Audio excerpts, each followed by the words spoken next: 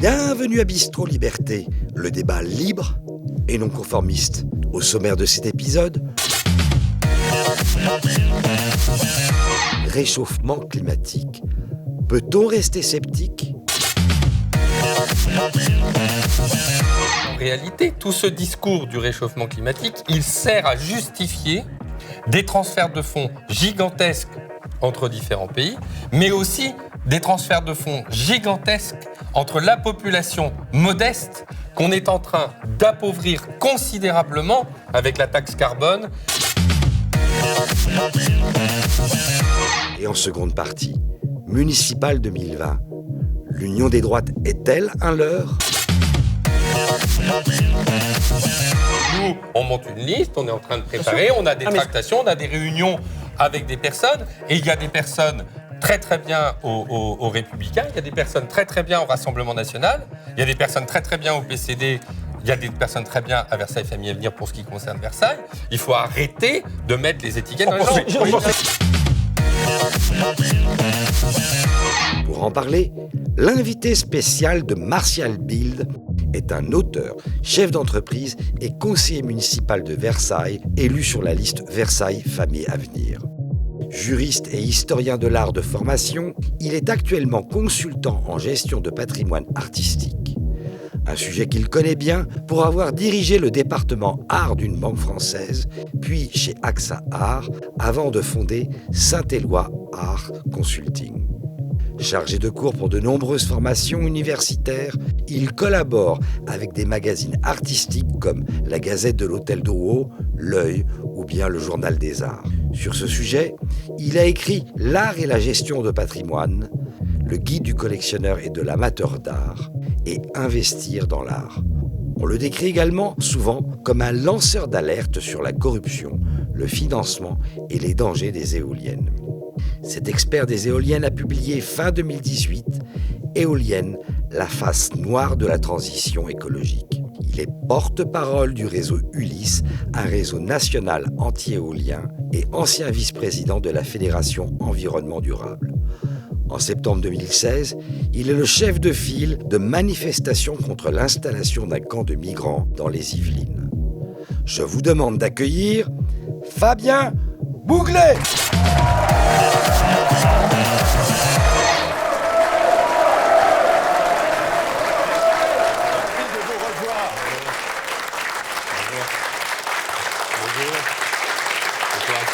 Fabien Bouglet, asseyez-vous. Alors les voix des politiques, il ne manque pas de saluer toute la foule en même temps. Merci aux donateurs d'être présents malgré des conditions difficiles. Aujourd'hui a commencé la grève et ça se sent, ça a été très difficile de rejoindre nos studios. Merci à vous tous d'être là et aux plus jeunes de la cocarde étudiants de nous accompagner à nouveau pour cette soirée. Fabien Bouglet, elles sont partout dans les campagnes, elles, ce sont les éoliennes, elles incarnent le symbole de la transition écologique. Pourquoi vous en prendre au plus beau, ou tout au moins au plus haut des symboles de l'écologie ? Parce qu'en fait, c'est à la fois le symbole de l'écologie aujourd'hui, par les écologistes, par la Macronie, mais en fait, c'est surtout le symbole de la pollution de notre environnement et aussi de nos écosystèmes, de la biodiversité, et aussi une atteinte grave à la santé humaine.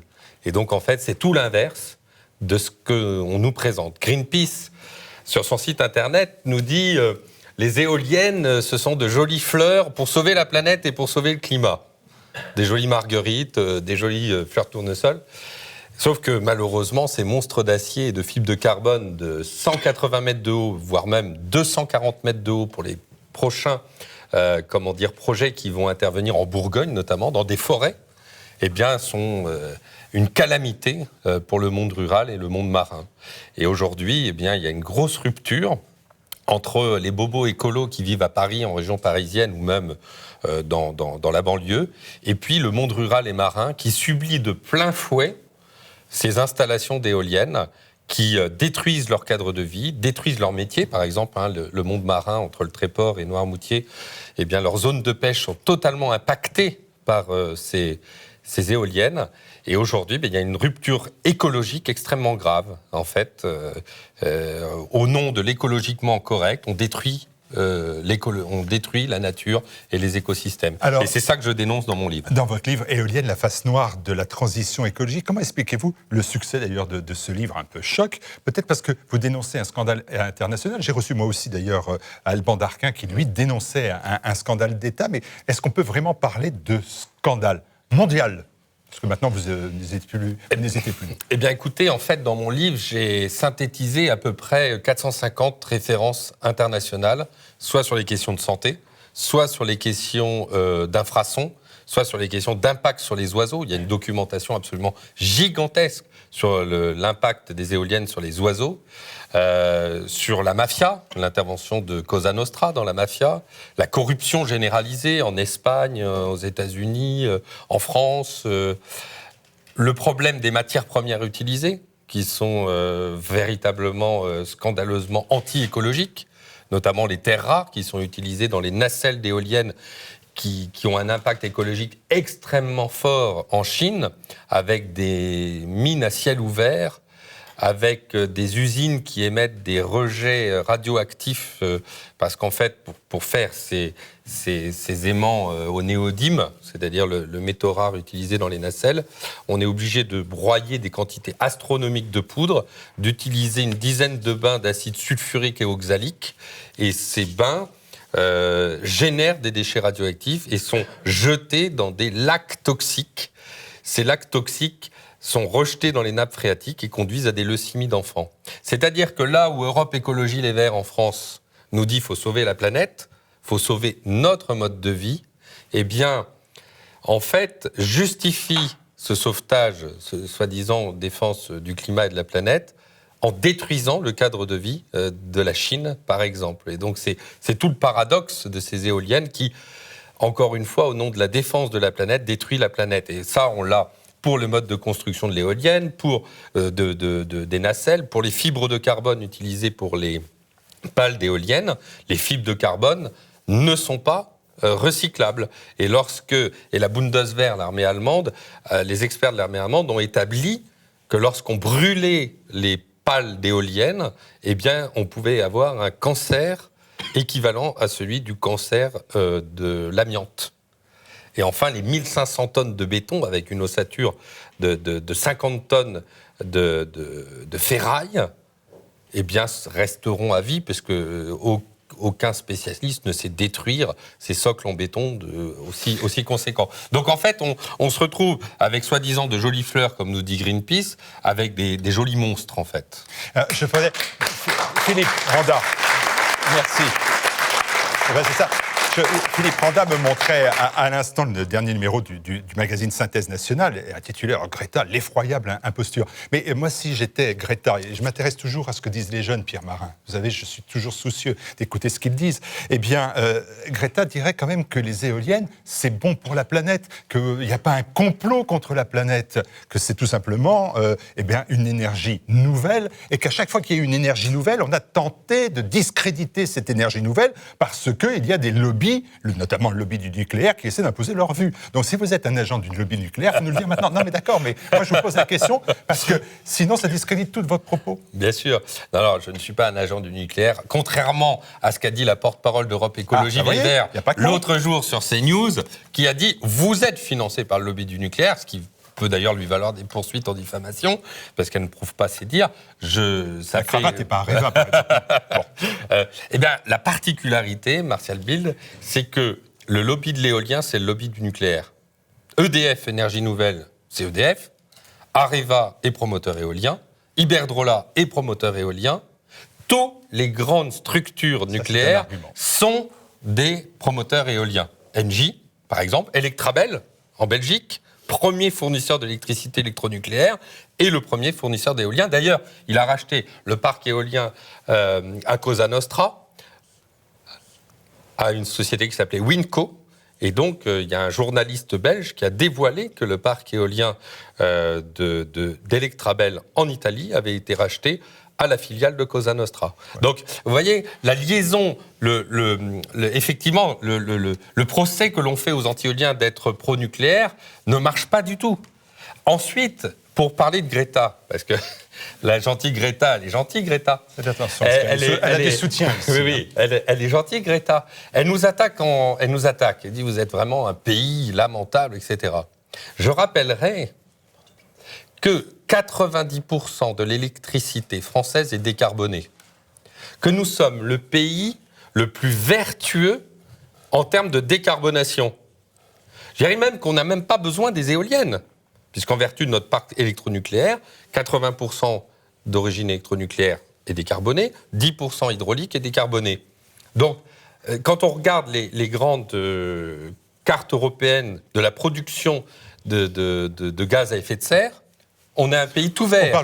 On reparlera de ça. On va en parler parce que ça va être un des sujets. On évoque rarement l'écologie et on va essayer d'attraper ce sujet-là, lui faire un sort. Vous n'hésitez pas à évoquer un paradoxe éolien, c'est que, alors là je ne vous suis pas, c'est que l'augmentation du nombre d'éoliennes s'accompagne d'une augmentation des émissions à gaz à effet de serre. Là je ne vois pas très bien comment vous pouvez avancer de tels arguments. Enfin, alors en fait, c'est encore un autre paradoxe, c'est que les éoliennes, et ça, tout le monde ici peut le voir, ça ne marche pas tout le temps. C'est intermittent. Cette intermittence, ça s'établit par une notion qui s'appelle le facteur de charge. Le facteur de charge de toute production d'électricité, on a un facteur de charge pour le nucléaire, pour le gaz, les usines au gaz, etc., ou l'hydraulique. Le facteur de charge, c'est le rapport entre la production électrique réalisée par le parc éolien français par rapport à sa production maximale théorique réalisée sur un an si les éoliennes fonctionnaient tout le temps. Il est de 22%. Il est de 22% en France. Un économiste anglais a établi qu'il était de 24% pour le parc éolien anglais au bout d'un an, de 15% au bout de 10 ans et de 10% au bout de 15 ans. C'est-à-dire que plus les éoliennes fonctionnent, moins elles sont productrices. Cette intermittence doit obligatoirement être compensée parce qu'on n'imagine pas que notre réseau électrique ne fonctionne pas et que lorsque les éoliennes s'arrêtent, il n'y ait pas du courant dans le système. Et donc, pour ça, on est obligé d'utiliser des usines d'origine fossile. Pétrole, gaz, et en Allemagne, lignite et charbon. Et le temps que les éoliennes ne fonctionnent pas, comme on utilise des usines aux énergies fossiles, eh bien là, on a une augmentation des gaz à effet de serre. Et c'est la raison pour laquelle l'Allemagne, qui a dépensé 500 milliards d'euros pour installer ses éoliennes et ses panneaux photovoltaïques, se retrouve avec une absence de baisse des gaz à effet de serre. Et la Cour fédérale allemande a précisé tout récemment, en 2019, que c'était un échec retentissant. C'était un échec retentissant parce que malgré ces installations d'éoliennes, il n'y avait pas de baisse des gaz à effet de serre. Ça a été d'ailleurs la même chose en France, il y a 2-3 ans. Sur les 3 dernières années, entre 2014 et 2017, malgré l'installation d'éoliennes, on avait une augmentation de 20% des gaz à effet de serre. Et ça, c'est les chiffres de RTE. Moi, j'utilise que des chiffres officiels. Éolienne, la face noire de la transition écologique. Alors, vous prenez de face le lobby du vent, si j'ose dire. Mais que préconisez-vous ? Alors, est-ce qu'on va désinstaller les éoliennes ? On va peut-être les ranger à côté des portiques et cotax de l'ambassadrice des pôles. Ça va commencer à faire... Ça va faire de la place, il faudra des hangars. C'est déjà un problème parce que si pour les pales, les fibres de carbone, on est obligé de les enfouir. J'ai trouvé des photographies de décharges de pales d'éoliennes. Vous imaginez, c'est juste énorme. Ce ne sera pas bon pour la planète. Alors, dans le cadre, c'est passé totalement inaperçu, mais il y a eu la COP24 en Pologne, il y a 1 an à peu près. Et la Pologne, c'est très simple. Dans le cadre de la COP24, a pris la décision d'arrêter sa politique éolienne et de prévoir un plan de désinstallation des éoliennes existantes à échéance 2036-2040. La Norvège vient de lancer son plan, a annulé son plan d'installation nationale d'éoliennes, et l'Allemagne vient d'installer au premier semestre 2019 que 35 éoliennes avec une baisse de 82% des éoliennes installées. Partout en Europe, on est en train de désinstaller les éoliennes ou d'arrêter la politique. Et en France, vous allez dire Macron fait du vent. Donc alors, en France, Macron, dans le plan pluriannuel de l'énergie, a décidé rappelez-vous, après la crise des Gilets jaunes, en réponse à la crise des Gilets jaunes, il dit « je veux multiplier par 3 les éoliennes terrestres ». Et il veut mettre des éoliennes partout sur le littoral français, ce qui est une honte absolue. Il les mettra sur les ronds-points, comme ça on ne pourra même plus se réunir là. Voilà. Et le pire dans l'affaire, c'est que ce qui est très très grave, c'est que j'ai découvert, et je le mentionne dans mon chapitre sur le lobbying, qui est le chapitre 7, qu'un organisme s'appelle l'OFATE, l'Office franco-allemand de la transition énergétique, est un office d'industriels éoliens, de syndicats de promoteurs éoliens, et des 2 ministres de l'écologie française, ministre de l'industrie allemand. Eh bien, j'ai découvert que ce lobby était financé par le ministère de l'écologie français et allemand, enfin industriel pour l'Allemagne, que c'était un organisme associatif de droit allemand dont le siège social est à Berlin et dont les locaux en France sont au sein du ministère de l'écologie français. C'est-à-dire qu'on a un lobby qui est financé par le gouvernement, qui est au sein de qui ont infiltré nos institutions, qui créent une sorte de hiérarchie parallèle. Sans compter la multiplication des associations environnementalistes type WWF, la Ligue de protection des oiseaux, France Nature Environnement, qui sont toutes financées par les promoteurs éoliens.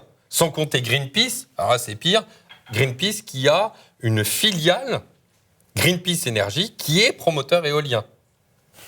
Donc on comprend pourquoi ils aiment tant les jolies fleurs dans l'environnement, puisqu'en réalité, ça leur profite.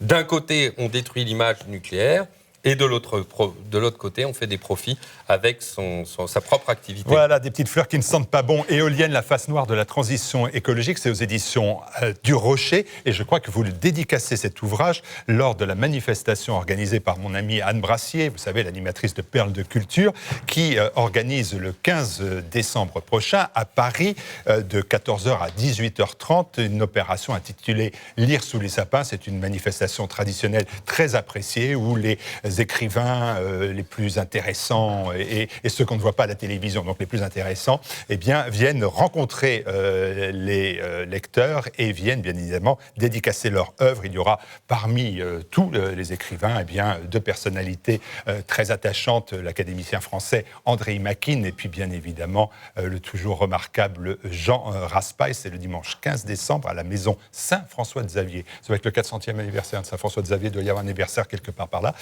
Cette rue de Poitiers, dans le 7e arrondissement, c'est derrière le musée d'Orsay, c'est au métro Solferino. Voilà. Et puis c'est en partenariat avec TV Liberté, parce que l'ensemble des bénéfices seront reversés à TV Liberté, qui est dans une campagne de dons pour son existence en 2020.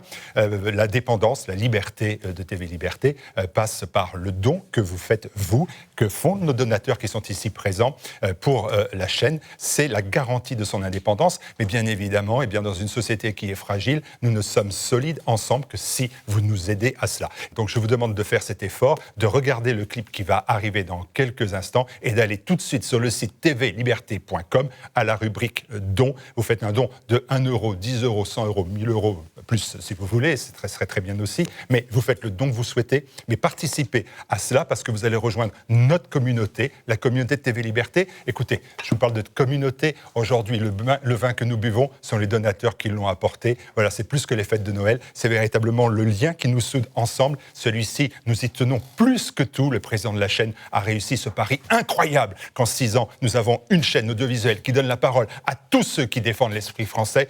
Continuons ensemble. Ensemble, nous serons solides. Merci. Depuis bientôt 6 ans, TV Liberté est à vos côtés chaque soir de la semaine avec son JT quotidien. Quand France Télévisions dilapide votre redevance, nous nous efforçons de vous présenter une information honnête et objective avec une équipe resserrée et un budget 1500 fois plus petit. En moins de 18 mois d'existence, le média, proche de Jean-Luc Mélenchon, a déjà changé 3 fois de dirigeant. Pendant ce temps, TV Liberté poursuit son chemin avec les mêmes figures, celles qui l'ont façonné depuis la première heure. TV Liberté, c'est une équipe solide qui tient dans la durée grâce à sa volonté de vous réinformer, mais aussi et surtout grâce à vous. Sans publicité, sans mécène mondialiste, notre travail repose sur votre soutien. Avec des dizaines de milliers d'émissions, des millions de téléspectateurs, des milliers d'invités, souvent privés de parole dans les médias subventionnés et des abonnés toujours plus nombreux sur les réseaux sociaux, nous avons créé une véritable communauté qui refuse le politiquement correct. Et si nous relevons le défi, c'est parce que l'on compte sur vous. Et pour continuer, nous avons besoin de vous. Car ensemble, et seulement ensemble, nous sommes solides. Alors soutenez-nous. Aidez TV Liberté.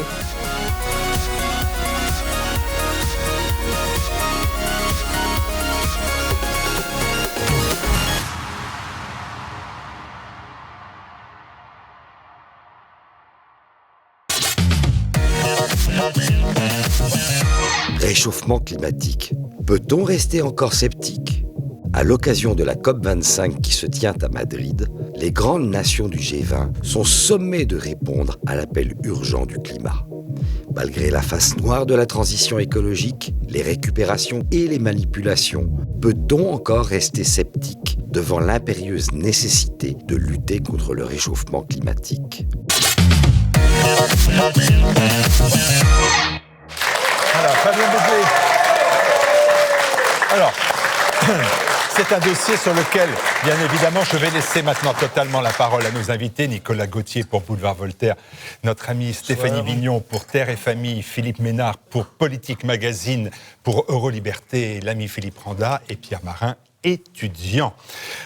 Je vais vous laisser la parole. Fabien, avant, Monsieur Bouglé, je vais vous demander bien évidemment aussi votre point de vue. On est au plein milieu de la COP25, c'est-à-dire la 20e conférence internationale sur le climat. Elle a débuté à Madrid, c'était lundi dernier.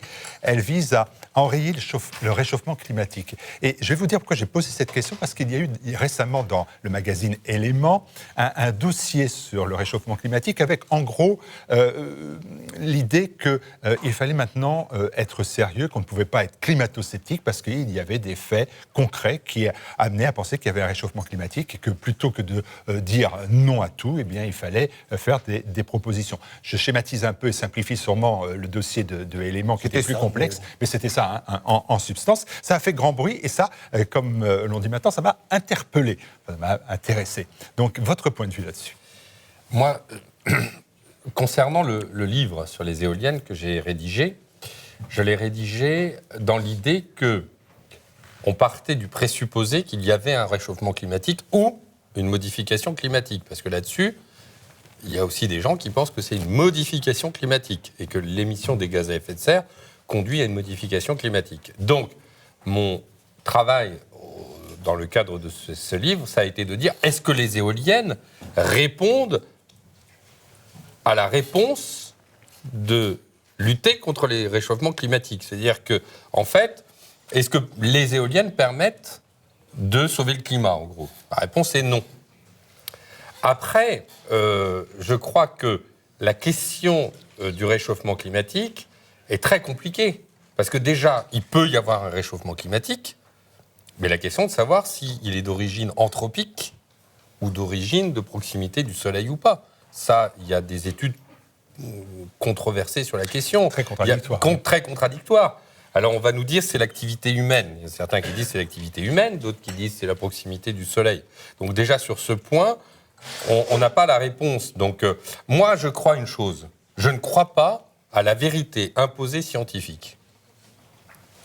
Je ne crois pas à la vérité scientifique. Donc d'autant que le GIEC, il y a eu quand même le Climate Gate, où il y a eu un certain nombre d'emails qui ont été dévoilés, qui ont montré que le GIEC manipulait les chiffres pour faire en sorte que ça corresponde aux études scientifiques qu'il dévoilait. Donc il y a un moment où même des courbes utilisées par Al Gore.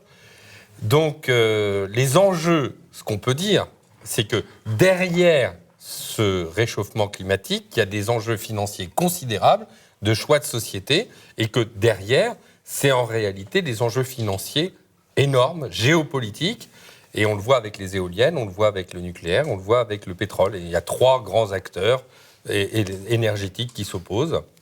Fabien Bouglé, contre ces éoliennes qui polluent la Terre, et pourtant elles tournent. Qui souhaite prendre la parole ? Je laisse les plus jeunes, Stéphanie ? Les plus jeunes. Est-ce qu'il est galant, ce Martial? Très désobligeant. Sur la question écologique, Bien sûr, sur toute autre question. Mais c'est quand même celle-ci qui nous préoccupe ce soir. On est venu pour ça. C'est le concept. D'ailleurs, j'en profite, puisqu'à TV Liberté, on peut dire des choses qu'on n'entend pas ailleurs. Tout à l'heure, j'en reviendrai au sujet vraiment en soi, mais par rapport à l'écologie, ça me paraît assez essentiel de comprendre que les paysans qui manifestent en tracteurs, en gros tracteurs américains, ne sont pas les paysans qui souffrent vraiment et qui proposent véritablement un vrai modèle. C'est ces gens qui ont la tête dans le guidon, qui sont en train de se battre contre le système qui nous est imposé, cette nouvelle agriculture industrielle que certains voudraient voir continuer, continuer à être subventionnés dans cette voie-là. Ceux qui manifestent avec leurs gros tracteurs Made in US, c'est pas la paysannerie que Terre et Famille défend en tout cas. Voilà. Donc ça, écologiquement, ce serait intéressant à bien comprendre. Ensuite, moi j'aime beaucoup ce que vous avez dit, Monsieur Bouglet. Qu'est-ce qu'on entend par défendre le climat? D'abord, scientifiquement, les thèses s'affrontent. Origine humaine, origine pas humaine, modification. Le climat a toujours changé. Par contre, ce que je trouve assez curieux, c'est qu'on se mette à se dire le climat est en danger, il faut sauver le climat, quand ces mêmes personnes ont, par exemple, bombardé à l'uranium appauvri l'Irak ou la Serbie. On avait Nicolas Mierkovic la dernière fois qui a parlé longuement de ce sujet. On a donc bombardé à l'uranium. Ce sont les mêmes gens. Ce sont les mêmes d'ailleurs qui ont utilisé l'agent orange, le défoliant au Vietnam, et qui ont fait disparaître plus de 40% des surfaces de terres arables et forestières. Ce sont les mêmes qui nous proposent le Mercosur, le CETA et le TAFTA, c'est-à-dire surtout délocaliser les productions pour qu'on consomme bien du pétrole et bien qu'on se souille bien, puis surtout qu'on supprime les emplois là où ils sont et qu'on transporte des animaux ou congelés ou entassés ou voilà. Alors après on se dit oh là là on est inondé. Ben oui mais attendez on est inondé. Attendez je vais vous raconter un truc moi. Il y a eu 750 000 kilomètres de haies vives qui ont été arrachées avec la Révolution verte grâce à Tanguy Prigent qui a eu cette énorme et intelligente idée du remembrement justement pour permettre l'utilisation des tracteurs américains sur notre sol. Donc 750 000 kilomètres de haies vives. Non seulement c'est dommage pour les petits oiseaux, mais ça a arrêté l'eau. Ça a arrêté l'eau, dis donc les gars. Il faut réfléchir à la COP25, là. Si vous pouviez faire une autocritique déjà sur tout ce qui s'est fait. Ensuite, les fossés. Moi j'habite à la campagne. Les grands-pères, on les a tous vus avec des pioches en train de faire des fossés pour que l'eau s'écoule. Non seulement s'écoule sans raviner, mais qu'en plus, s'écoulant doucement, enrichissent la terre. Voilà. Alors aujourd'hui, on a des chômeurs, on a des gens qui ne peuvent pas vivre. On est en train d'acheter, la Chine est en train d'acheter nos vignobles et nos terres arables pour y mettre quoi? Des gens qui travaillent comme à l'usine, avec des tracteurs et des engins, avec un minimum de personnel.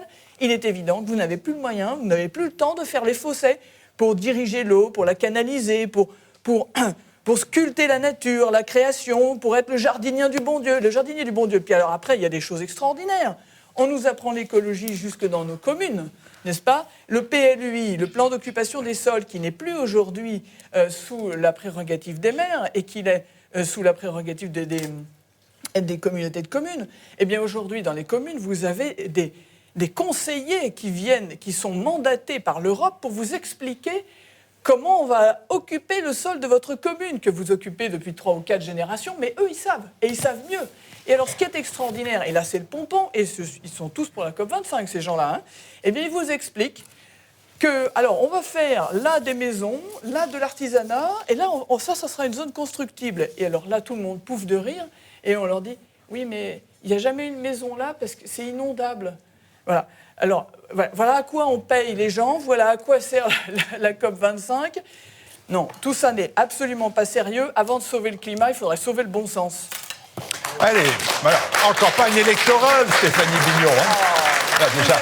Déjà prête pour les municipales. Stéphanie Mignon, climato-sceptique, mais catho-convaincue. Voilà, nous dit notre ami Ignace. Pierre Marin, j'ai l'impression que vous souhaitez intervenir. Non, mais je vous demande pardon d'abord d'interrompre cette boomer party à base de paranoïa ambiante climato-sceptique. Voilà, ça a le mérite de la clarté. Il est évident aujourd'hui qu'il y a un réchauffement climatique, il n'y a pas de débat d'experts, il y a 99% des scientifiques mondiaux qui l'expliquent, il y a une activité humaine qui a une intensité sur, en tout cas, le climat. Et si certains ne veulent pas l'accepter, ne veulent pas le comprendre, ce que je comprends très bien, il y a plein de choses bizarres auxquelles on croit parfois, prenez simplement un fait, c'est que notre environnement est pollué, sali, notre environnement direct, pas le climat, et que toute personne qui aime son pays, qui est un peu patriote et qui aime la nature et la création autour de lui, ne peut que s'engager pour qu'on cesse de polluer les océans, que vous croyez ou pas que les océans retiennent 20% des gaz à effet de serre. Voilà. Donc, au moins, prenez-le comme ça. Cessons d'acidifier les océans, cessons de salir les montagnes, cessons de dégueulasser les fleuves, etc. Et vous verrez, il va se passer pas mal de choses positives. La vraie question sur le climat, c'est... moi, c'est vraiment une question que je me suis posée quand j'ai vu tout de suite les sujets que vous nous aviez proposés. C'est qui se souvient des accords de Paris ? Qui a à peu près un souvenir de ce qui s'est passé ? Quelqu'un a vu une différence ou quoi que ce soit ? Parce que moi, je me souviens très bien, il y a 4 ans, donc quasiment jour pour jour, COP24, hein. François Hollande, hyper content, expliquant que voilà, ça y est, il avait fait quelque chose de son quinquennat, on allait pouvoir retenir un truc. Et Laurent Fabius, absolument incroyable. Ségolène Royal, qui se voyait déjà secrétaire général de l'ONU, enfin, c'était extraordinaire. Et concrètement, il ne s'est absolument rien passé. À part qu'on a ouvert lundi la COP25 à Madrid, et que tout le monde est arrivé en expliquant qu'on allait absolument rien changer. Quand les experts du GIEC sont arrivés, ils ont dit, bon, écoutez, entre 2007 et aujourd'hui, on a pris encore 2% de gaz à effet de serre en plus. Au rythme où on va, ça va monter de 3 degrés. Il faudrait en fait intensifier ce qu'on a décidé et ce qui n'est pas encore appliqué. Alors les Chinois et les Indiens sont arrivés en faisant très bien comprendre que ça ne les intéressait pas. Le Brésil et les États-Unis, je vous en passe. Et l'Australie et le Japon commencent à faire comprendre que bon, ça va, quoi. Donc, à part la France, qui est toujours la première à se mettre des coups de bâton dans le dos, alors qu'elle est le seul pays qui baisse sa production de viande carnée, qui baisse ses émissions de gaz à effet de serre. On a des donneurs de leçons habituels, comme l'Allemagne, qui est un pays qui a toujours été d'ailleurs un peu le pot d'échappement de l'Europe en tout sens, et qui n'a donc jamais cessé de nous enquiquiner, qui continue à construire des centrales à charbon gigantesques qui font la moitié d'un arrondissement de Paris et qui ont quasiment 200 mètres de profondeur. Donc on a ces gens qui viennent donner des leçons de morale en permanence à la télévision et qui s'en prennent à des agriculteurs qui, en plus des éoliennes, moi je pense aux agriculteurs de laine que je connais bien, qui n'en peuvent plus et à qui on impose eux la taxe carbone, et à qui on impose eux un certain nombre de restrictions sur leurs produits, etc. Voilà. Donc moi, très franchement, j'en ai ras-le-bol. Je vous le dis, je vois que rien n'est fait sur la préservation des océans. Ça veut dire quoi ? Vous voulez faire comme Greta ? Vous partez en bateau ? Non, mais moi vous abonner pour commencer. Vous avez raison, Greta est allée. C'est comme je vois avec un smartphone dont je sais qu'il est aujourd'hui un facteur important de gaz à effet de serre. Greta continue à faire le tour du monde, c'est que visiblement rien ne bouge. D'ailleurs, c'est très rigolo parce qu'elle est partie aux États-Unis pour la COP25 qui finalement a été déplacée en Europe, donc elle est revenue en Europe à la COP25. Bon, c'est toujours assez cirque. Je voudrais juste préciser une chose, si je peux vous interrompre. Ça va pas être à propos facile. De la Greta. Ce qui est très intéressant, c'est qu'elle est partie en bateau, elle est revenue en bateau, et ses skippers ont dû prendre l'avion. C'est-à-dire 3 ou 4 fois le trajet, et donc son empreinte carbone de son opération est supérieure à si elle était partie en avion directement. C'est quand même intéressant. L'hypocrisie générale des écolo-businessmen, parce qu'en réalité, au travers du réchauffement climatique qui nous est vendu et cette apocalypse, on nous est en train de nous dire que le monde va... Non, mais demain, on fait peur aux enfants, on fait peur... On le voit bien, d'ailleurs. Oui, on le voit, d'ailleurs. Vous êtes complètement contaminés par l'apocalypse. Maintenant, et vous êtes contaminés, et ça vous fait... C'est le système qui angoisse la jeunesse au nom de je ne sais quoi pour faire avaler la pilule financière au peuple en leur disant attention, si vous ne voulez pas sauver la planète en payant la taxe carbone, en payant la contribution au service public de l'électricité, eh bien, vous ne serez pas sauvés. Je vous rassure, je vais très bien, je dors très bien. Simplement une chose... Pour l'instant, parce que la fin de la civilisation est en 2050. Moi, ce que je pense concrètement... Mais non, mais vous voyez, il y a c'est soit Greta, soit Martial. Il y a un juste milieu. Il y a un juste milieu entre les collapsologues. Voilà. Non, mais on a eu des Nostradamus. On a eu Nostradamus aussi. Ce que je dis, c'est qu'à la différence des conservateurs de plus de 50 ans qui ont profité toute leur vie, moi je dis aujourd'hui aux gens, votez. Puisque vous n'avez plus que ça, votez. Votez pour un système où on change profondément de système commercial, où on a conscience que 90% des cargaisons passent par les bateaux, qu'aujourd'hui le trafic maritime c'est 20% des gaz à effet de serre, et qu'un bateau, un paquebot c'est 1 million de voitures. Votez pour un modèle qui fait qu'on arrête d'importer des vaches du Canada. Votez pour qu'on arrête les routes de la soie et qu'on arrête de se coucher devant l'hyperclasse chinoise. Votez pour qu'on casse le système, qu'on change réellement, et peut-être qu'à partir de ce moment, on pourra éventuellement on voir poursuit. les gaz à effet de serre. Moi, je suis d'accord. Il n'y a pas que moi. Philippe Ménard. Oui. Moi, Politique Magazine. J'ai pas préparé des éléments de langage qui me permettent de tenir 17 minutes comme mes camarades. D'abord, je remarque que Babyface a terminé exactement comme Stéphanie. Donc, vous êtes parfaitement d'accord avec elle après leur expliquer qu'elle marchait sur la tête. Ce qui est intéressant dans cette histoire de climat, c'est pas tellement de contester le réchauffement. Il y en a un. C'est de contester effectivement l'usage qui en est fait, et ensuite, et vous avez raison de dire. Mon jeune camarade, qui est un exemple pour moi, à travers mon corps perclus, a raison d'expliquer que ce réchauffement existe, et vous avez parfaitement raison d'expliquer que la manière dont on utilise ce réchauffement est-elle absurde. Je ne sais pas si on nous fait peur, mais en revanche, on nous parle de transition énergétique, qui est un concept qui apparaît dans les années 70 aux États-Unis, et cette transition énergétique est censée nous faire avaler, effectivement, l'ouverture de nouveaux marchés que sont les éoliennes, le solaire, etc., qui en soi d'ailleurs peuvent être des techniques intéressantes. Vous avez admirablement souligné à quel point les éoliennes, par leur intermittence, et le solaire, par son intermittence, ne pouvaient pas être des solutions complètes. Ce que je remarque, c'est qu'en France, bien sûr, on a une énergie nucléaire qui est décarbonée, mais en même temps, le centralisme républicain nous a privés des hydroliennes, c'est-à-dire, autrement dit, du petit hydraulique dans les rivières, etc., qui aurait pu permettre de développer une production personnelle qui a été jusqu'à maintenant empêchée, et par le fait que toutes les hydroliennes allemandes ne pouvaient pas être importées en France, où elles n'étaient censées ne pas pouvoir marcher dans nos rivières, alors qu'elles étaient capables de marcher du côté des Nibelungen. Et on se retrouvait aussi avec l'obligation d'avoir une autoconsommation électrique qui coûtait plus cher que l'électricité qu'on produisait.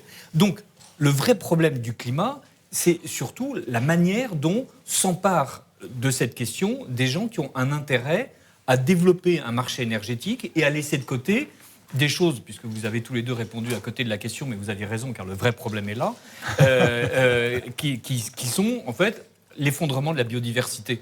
Oui. Voilà, et donc qui est un autre sujet. Donc j'espère que vous écrirez un autre livre sur ce sujet-là, et que je pourrais, là, pour le coup, préparer de vrais éléments de langage pour vous dire à quel point vous avez raison, et moi un peu plus que vous. Voilà. Non, mais par contre, vous soulignez dans mon chapitre 3, vous avez un chapitre complet sur l'impact des éoliennes qui, soi-disant, sauvent la planète, la biodiversité, sur la faune, qui détruit la biodiversité. Vous n'avez parlé que des oiseaux, alors que les chauves-souris aussi morfent la mort. Oiseaux, chauves-souris, et dans le monde marin, parce qu'il y a les éoliennes dites en mer, à cause des infrasons, vous avez des échouages de baleines, les poissons qui meurent. Donc c'est absolument catastrophique. Et même Batman ne sort plus. Voilà. Non, mais sur l'île de Man, les poissons volants qui sont pris dans les hélices. Sur l'île de Man, ils ont établi, l'ONG Seabird de l'île de Man a établi que la perte des oiseaux marins était entre 75 et 50% en fonction des espèces, avec la disparition presque totale du puffin des Baléares en voie d'extinction mondiale. C'est-à-dire qu'au nom de l'écologie, on détruit la biodiversité. Alors, c'est-à-dire, en France, il y a quelque chose d'admirable, c'est que, par exemple, il y a beaucoup d'éoliennes qui, en ce moment, sont justement contestées par les organisations comme la Ligue de protection des oiseaux à cause de la disparition des chauves-souris et des oiseaux, mais en même temps, on empêche l'installation de centrales solaires car ça tue les papillons. Et donc, la France réussit à la fois à diminuer ses émissions de gaz à effet de serre, à vouloir créer une industrie qui périclite partout ailleurs, et en même temps à empêcher que cette industrie naisse. Donc là, c'est vraiment l'état stratège dans toute sa splendeur. Pour ce qui concerne la LPO, je vous ferai quand même juste une petite nuance. Quelques associations locales sont contre les éoliennes, mais globalement, la LPO a été partenaire des 2 syndicats de promoteurs éoliens, le syndicat des énergies renouvelables et France Énergie Éolienne. Et dans un des colloques, ils ont précisé, la LPO, qu'ils étaient un partenaire très ancien de ces promoteurs éoliens. Et j'ai eu l'occasion de rencontrer Bougrain-Dubourg, qui est extrêmement timide sur la question. Donc la LPO n'est pas du tout une association anti-éolienne. On va poursuivre le débat. Pierre Marin veut dépolluer les facs de la gauchisation des esprits. Voilà. Nous avons ramené à votre rôle d'étudiant. Voilà. Et Philippe Ménard. Alors, il faudra se rappeler que Philippe Ménard a une sensibilité monarchique. Mais assumé. Voilà, assumé. Et cela expliquera ce dessin qui ne peut pas s'expliquer si on ne comprend pas cela. Philippe Ménard contre la révolution industrielle, mais pour la restauration nationale, le retour d'un roi. Voilà. On poursuit. Il fallait une petite explication de texte. Nicolas Gauthier ou Philippe Randa. Allez, mon cher. Oui, mais alors pas pendant un quart d'heure, donc allez-y. Vous êtes gentils, hein. Ils ont tenu le crachoir pendant 2 heures. Non, je vous en prie. Non, c'est vrai que là, il y a je vais essayer de répondre vraiment à la question. Contrairement à ce que disent effectivement certaines personnes à droite, et ça, c'était une psychologie très bien analysée par François Bousquet dans le dernier dossier d'Éléments, c'est qu'un peu par paresse intellectuelle, on se dit oui, de toute façon, les gens sont des experts, ne sont pas d'accord. Je viens au secours de notre jeune camarade. Non, c'est 99% des gens du GIEC qui constatent qu'ils ne sont pas tous des idéologues fous. Parmi les gens, effectivement, qui ont été de l'autre côté, il n'y a pas tant que ça. Il y a Claude Allègre, Vincent Courtillot, et les deux ont pris un petit peu leur distance, et un certain François Gervais. Donc ça fait quand même 3...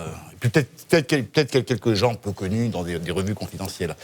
Le réchauffement climatique, effectivement... Nicolas Gauthier, pardon, je vous coupe, et je vous redonne la parole tout de suite. Mais par exemple, il y a beaucoup de gens qui ont dit le réchauffement est dû à l'activité humaine.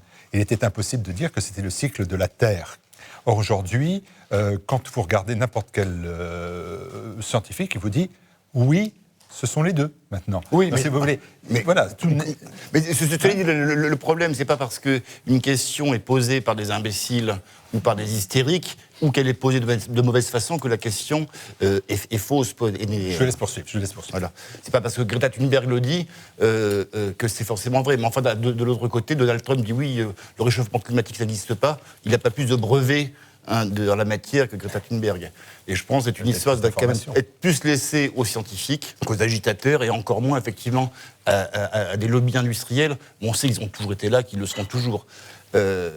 Mais en revanche, le réchauffement climatique, effectivement, c'est les gaz à effet de serre qui stationnent très longuement dans l'atmosphère. Oui, ça, effectivement, ça fait monter la température, et les gaz à effet de serre ne viennent pas de la proximité du soleil. Il faut quand même savoir qu'on vit dans un système où les pics de pollution, c'est un trafic aérien qui est devenu fou, c'est les super-tankers grâce auxquels on peut avoir des fraises à Noël.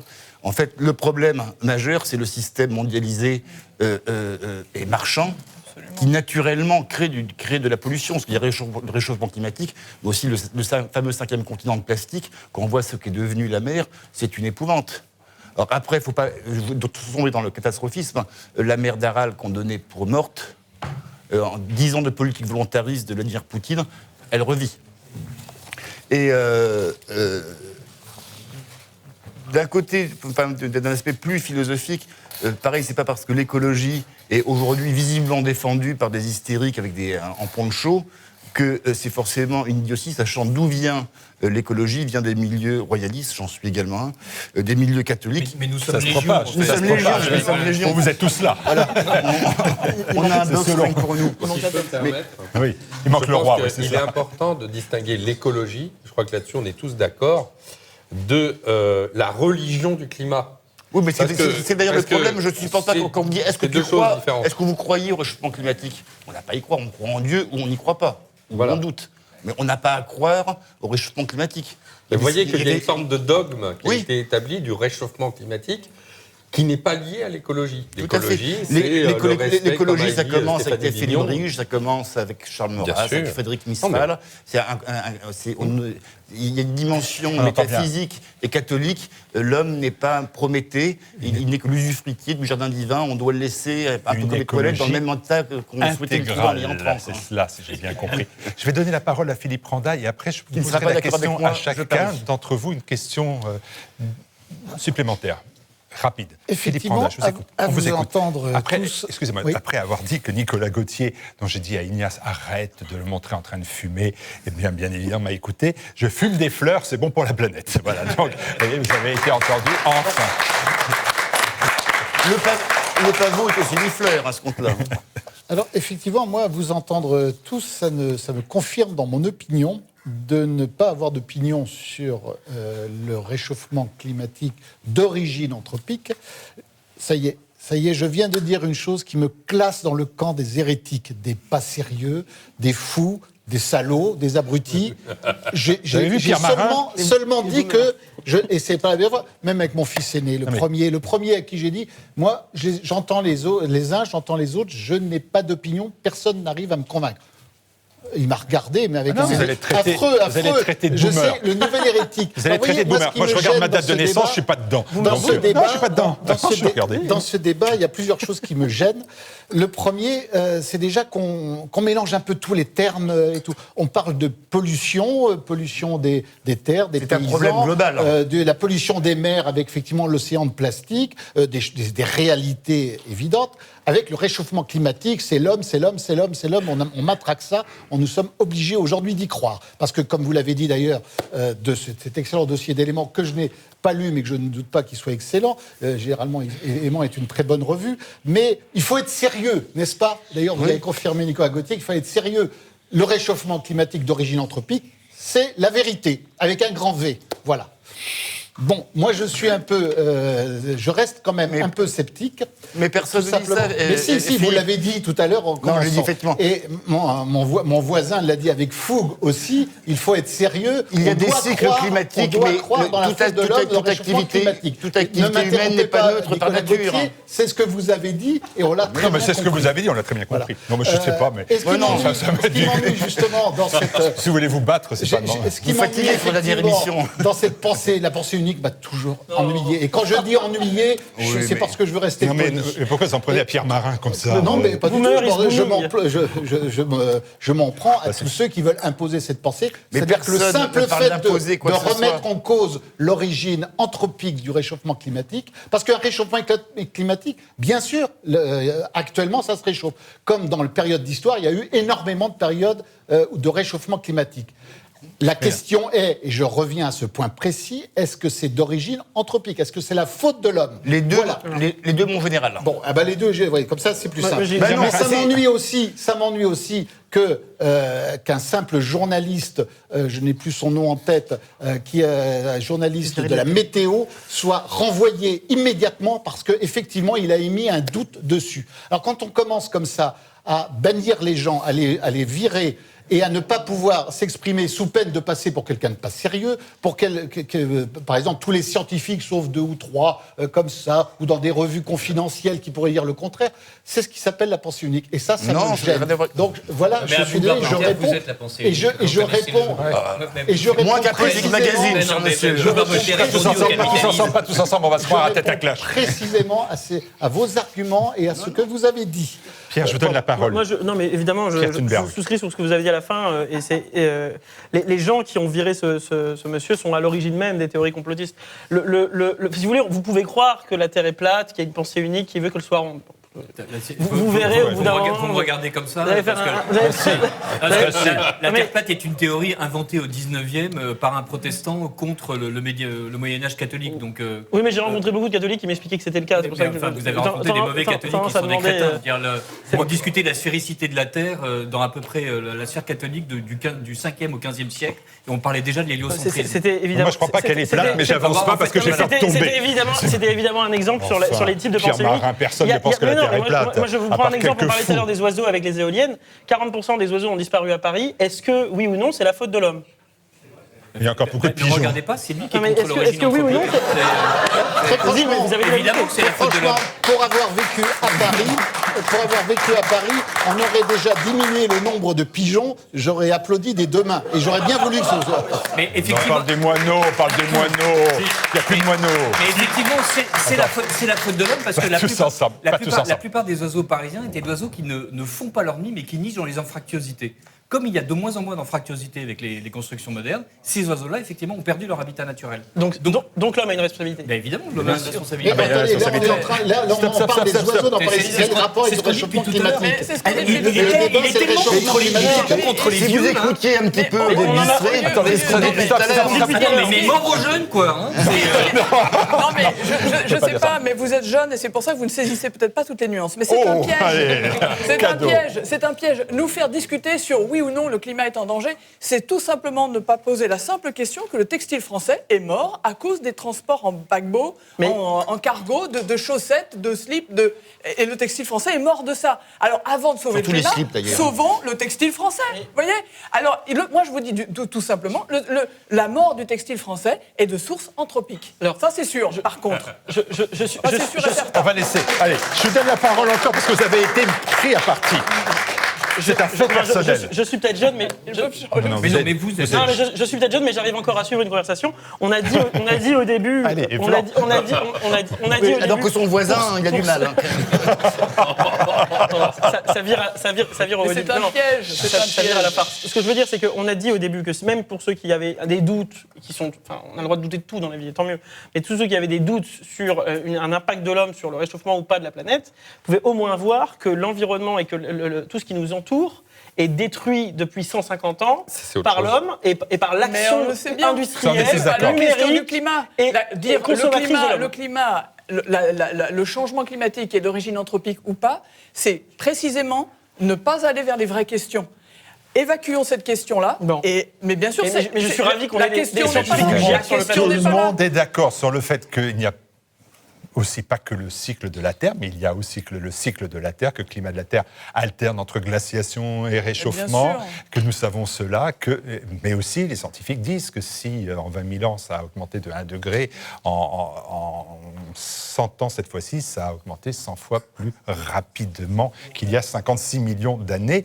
Est-ce que je vous pose une question qui est simple, parce que finalement je pense que tout le monde est Non, mais d'accord, Martial, écologie intégrale. on fait des chaussettes en Chine alors qu'on savait les faire chez nous. Évidemment sûr. que le climat peut être un peu perturbé. Alors, vous voyez vous allez répondre on a directement. bétonné partout et après on était Stéphanie, étonné des Je inondations. partage complètement votre point de vue et Enfin, d'où je ma veux dire, on question. est ridicule. Vous allez répondre à ma On est question. ridicule. Vous allez répondre à ma question. que monsieur veut Stéphanie, parler. vous allez répondre à ma question et je laisserai Fabien Non, Bouglet mais c'est conclure. foutraque du Ma climat, question, mes elle est auditeurs. simple, c'est est-ce que, et vous y répondez d'ailleurs à votre façon, est-ce que l'on est prêt, ici, autour de cette table, à se modifier en profondeur son mode de vie, son alimentation, ses modes de transport, sa consommation, ses loisirs, son smartphone, pour, comment dire, arriver à lutter contre ce changement climatique? Est-ce que oui ou non?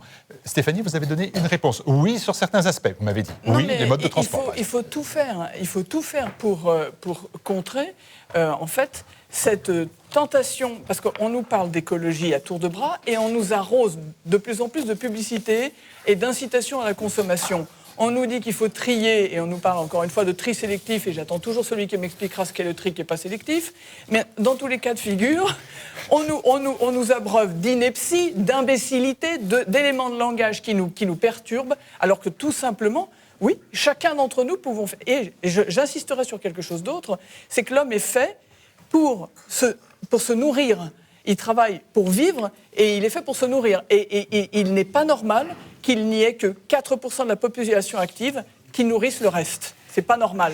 Philippe Randa, écolo-identitaire. Je vais vous donner la parole, Fabien Bouglet. Aimer nos territoires, quoi de plus naturel quand on est un écolo-identitaire? La réponse, est-ce qu'on doit changer ce mode de vie? Alors, j'ai publié sur Euroliberté aujourd'hui une grande, je ne sais pas moi qui l'ai écrite, lettre à mon fils, à des parents dont l'enfant faisait l'admiration d'avoir été manifesté avec Greta Thunberg et tout pour l'environnement. Et donc, les parents décidaient eux aussi de rejoindre son combat. Et donc, ils faisaient la longue liste de tout ce qu'ils changeaient dans leur vie. Philippe Ménard, est-ce que vous êtes prêt, vous, à changer votre drôle, hein. mode de vie? Et je suis même prêt à changer le mode de vie de tous les Français. C'est votre dernier mot? C'est mon dernier mot. Nicolas Gauthier? Il suffit de faire comme les grands-parents, ne pas gaspiller, acheter français, des légumes de Exactement. saison, aller au supermarché, ça sert pour le PQ et le PEC citron. Quoi, c'est Et tout. on ne parlait pas de décroissance à l'époque, on parlait juste d'économie, être économe. Et les mauvaises, Très sérieusement. et les mauvaises herbes, je les arrache à la main. Et on n'avait pas de lutter, on n'avait pas besoin de lutter pour sauver le climat, on était économe. Ça, ça vous convient. Pierre, je suis sérieux, ça vous convient. Je suis toujours fasciné des leçons de morale des gens de 5 ans, enfin de la génération précédente. Ils ne sont pas responsables de tout. Ils sont même responsables de vous avoir donné naissance, mais ce n'est pas suffisant pour leur en vouloir. Pas là, jeune homme. Non, mais alors un peu de respect. Évidemment. Non, mais je joue le rôle, bien sûr. Oui, mais de toute façon, je pense que si les scientifiques disent vrai, a priori, on n'aura pas trop le choix. Est-ce que vous êtes... Ma question, elle est très simple, Pierre. Est-ce que vous êtes prêt à changer votre mode de vie ? Vous avez un mode de vie qui est celui de votre génération, d'ailleurs, qui est tout à fait respectable. Je suis prêt à manger de fraises en décembre, oui. Et j'en mange. Est-ce que vous abandonnez le smartphone ? Est-ce que vous abandonnez les vidéos que vous regardez et qui bouffent du data et qui bouffent bien évidemment et qui sont des sujets des gaz à effet de serre ? C'est une vraie question. Maintenant, c'est ça que je vous pose comme question, sérieusement d'ailleurs. Entre la décroissance et la juste croissance, il y a aussi une différence. Pas de décroissance, c'est ça que vous me dites. L'économie. Je pense que si vous voulez, on n'est pas anti-commerce par principe. Le juste échange, ça aide aussi des pays à s'industrialiser, à se développer, et derrière à être un peu plus sains économiquement et en tout cas environnementalement. Donc oui, à changer beaucoup, pas revenir à une époque ancienne en tout cas. Voilà, vous voyez que c'est pas un vaudeville, on vous a posé des questions très sérieuses. Fabien Bouglet, vous avez entendu. Moi, je voudrais revenir sur un point qui me semble important, et qui est valable d'ailleurs pas simplement dans l'écologie, qui est la notion de vérité. Quand on proclame des vérités établies, quand on les proclame même dans la loi, c'est qu'il y a un problème. Ouais. Et qu'on est proche du totalitarisme. Très juste. Et moi, à titre personnel, je me méfie des vérités révélées. Je me méfie des vérités révélées. Et là-dessus, je trouve qu'on est un peu trop dans la vérité révélée. C'est le même discours qu'avaient les gens qui ont déchristianisé le pays. Oui. Et donc, pour le Christ, ensuite, vérité révélée, voilà, exactement. Merci. Mais c'est totalement autre chose. Il faut nous mettre ensemble. On ne va pas ouvrir le débat. On va pas ouvrir le débat. On n'a pas le temps. Jésus, voilà. Ça sera pour Noël. Voilà. Ensuite, il est évident qu'il faut se méfier de la confusion générale, et ça soulève d'ailleurs la question d'une écologie de droite, qu'il y a entre le fait de protéger la nature, de protéger l'humain, parce que je vous rappelle quand même que nos adversaires sont les premiers à vouloir détruire l'espèce humaine en disant il faut la priorité aux animaux. Donc il faut une écologie qui promeut la défense et de la priorité de l'humain, des écosystèmes, du monde animal, du fait que nos plages et nos mers ne soient pas des poubelles, le fait qu'on ait un environnement et un cadre de vie agréable, qui ne soit pas bétonné, etc. Ça, c'est une écologie qui peut être de droite et rejoindre des gens aussi de gauche qui ont envie d'un cadre naturel de vie. Ça, c'est une chose. Et en ce sens, nous sommes écologistes et moi, je me considère comme militant écologiste. Ensuite, une autre, c'est l'exploitation de cette vérité révélée placée au rang de dogme du réchauffement climatique, notamment, ou des émissions de gaz à effet de serre de dimension anthropique, qui justifient derrière, et d'ailleurs je vous rappelle que le GIEC a été créé par Margaret Thatcher et par Ronald Reagan pour développer le nucléaire. C'est quand même intéressant. D'instrumentaliser ce réchauffement climatique pour faire de l'écolo-business, c'est-à-dire du business au nom de l'écologie, de faire des transferts financiers gigantesque entre certains pays, d'ailleurs Donald Trump l'a dit tout récemment, c'est-à-dire qu'en réalité, tout ce discours du réchauffement climatique, il sert à justifier des transferts de fonds gigantesques entre différents pays, mais aussi des transferts de fonds gigantesques entre la population modeste qu'on est en train d'appauvrir considérablement avec la taxe carbone, avec, comme je vous le disais, la facture d'électricité et autres, et que l'on, pressure pour permettre le financement des bénéfices de réseaux financiers internationaux. Et là-dessus, je pense qu'il faut avoir une vision beaucoup plus globale et qu'il faut bien distinguer la véritable écologie, et là je pense qu'on peut rejoindre, cette écologie de droite peut rejoindre, je le dis encore une fois, des camarades de gauche ou des vrais écologistes, et l'écolo-business sale, qui est rempli de corruption, de mafia, etc., et qui sont un véritable danger pour notre société. Non. Les éoliennes bien enracinées derrière le mot mafia que vous venez de citer. Je suis pour la pensée unique, celle des fleurs, les pensées, bien évidemment. Bravo Ignace, superbe. L'écologie,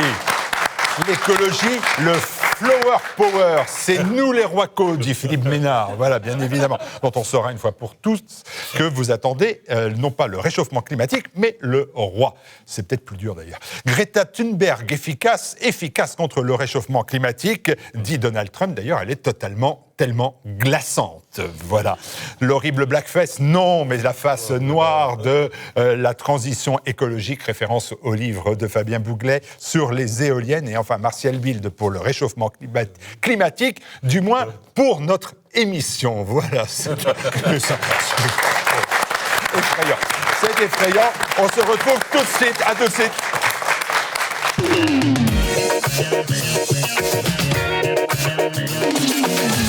Fabien Bouglet, nous allons passer à cette rubrique particulièrement incroyable, Confession. Je demandais il y a quelques instants l'aide et des dons à nos donateurs de TV Liberté. Et avec ces dons, nous avons acheté une voix comme celle de TF1 qui pose des questions qui viennent de je ne sais où. Et on va écouter la première d'entre elles. Quel fait d'actualité vous a le plus marqué en 2019 ? C'est maintenant ou jamais. Ah bah là, c'est les événements à Hong Kong, je pense, qui sont vraiment très intéressants. Je parle d'événements internationaux qui, moi, m'ont marqué sur la capacité de ce peuple de Hong Kong de résister aux communistes chinois. J'ai trouvé que cette façon de se battre avec ces parapluies, cette bataille contre les polices, et puis on parlait tout à l'heure d'éoliennes, mais il y a aussi des pistolets à infrasons. Je rappelle que les éoliennes émettent des infrasons et que les infrasons sont utilisés comme armes de guerre. Et donc j'ai trouvé que ce peuple savait se soulever. Et quand on regarde globalement ces vidéos, on voit des personnes qui sont solidaires des manifestants. Ce qu'on ne voit pas forcément dans la crise des Gilets jaunes en France. Une autre question. Quel est votre héros dans la fiction ? Dans la fiction, pas dans l'affection, mais dans la fiction. Alors, j'aurais cité D'Artagnan. Je trouvais qu'un tous pour un, il a du panache, du courage, de l'honneur, il se bat, et je trouve que c'est un personnage attachant. Donc voilà, D'Artagnan. D'Artagnan, voilà. Macron, c'est un pour tous et tous pourris, c'est ça? Non, on ne va pas attaquer le président Macron comme ça, c'est un peu insultant. Autre question. La personnalité avec qui vous aimeriez dîner ? Alors, avec qui aimeriez-vous dîner ? Écoutez, si j'avais l'opportunité de dîner avec Benoît XVI, qui a été un grand pape de ce siècle, effectivement, je pense que je serais très heureux de pouvoir partager avec lui ce moment. Vous l'avez déjà rencontré, vu Je l'ai vu, ça c'est sûr. Rencontré, non. Mais en tout cas, c'est quelqu'un de très grand et qui a eu vraiment un rôle important. Et quand on voit ce qui arrive après, on est déçu qu'il ait démissionné. D'accord. Donc, ce phare de la pensée, Benoît XVI. Très bien. Parfait. Très bien. Une autre question. Et si vous étiez un livre ? Je serais l'oreille cassée de Tintin. Enfin, de Hergé, le Tintin, l'oreille cassée. Pourquoi ? Parce qu'il y a un débat actuellement en cours, et cette BD est totalement d'actualité, sur les restitutions. Notamment, il y a eu le rapport Sarr-Savoie, financé, dont un des auteurs d'ailleurs appartient à l'Open Society de Soros.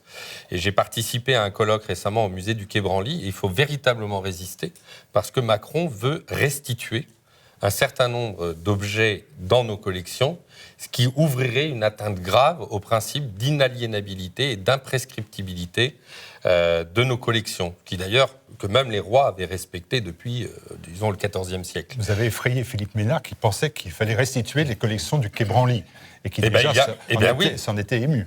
Voilà. Violemment.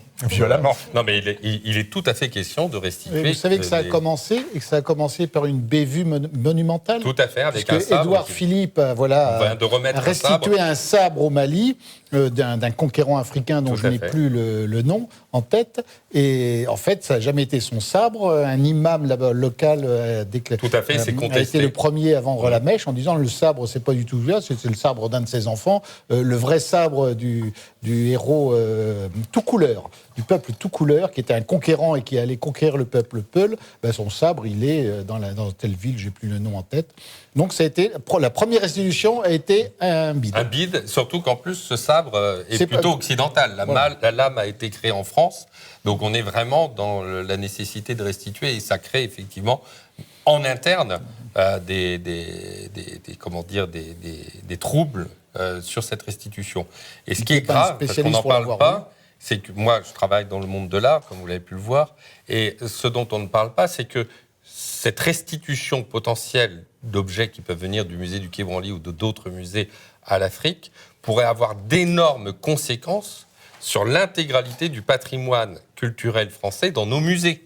Parce qu'une fois que vous avez donné cette possibilité, qu'est-ce qui interdit à l'Italie de venir demander tel ou tel la Joconde, bien déjà. Voilà. Alors, la Joconde a été commandée par... donc ça, on a l'histoire, c'est pas une prise de guerre initialement, mais c'est vrai que c'est très très grave. Et l'oreille cassée, c'est une BD qui exprime déjà à l'époque, dans les années 30, cette question de l'origine des biens d'art tribal. Voilà. Encore quelques questions, je crois, The Voice. Que chantez-vous sous la douche ? Ah là, vous avez une idée. La personnalité avec qui dîner, vous savez pas, mais alors là, ce que je chante sous la douche... Non, parce que c'est un chanteur qu'écoutent mes enfants. C'est un chanteur qui s'appelle Claudio Capeo et qui avec une voix rauque. Voilà, ça, exactement, je vois ça. Et qui chante Capitaine au Capitaine, en référence donc au Cercle des Poètes Disparus, vu plus de 10 millions de fois sur Internet, sur YouTube, et qui est un chanteur formidable, parce que c'est un chanteur, d'abord, qui chante en français, et je dirais que c'est presque un chanteur gilet jaune, c'est-à-dire que dans ses chansons, il exprime beaucoup de notions importantes de la France, il a été lui-même SDF, ça, il a commencé dans le métro de mémoire. Voilà, et lui-même, il a fait une chanson sur les SDF.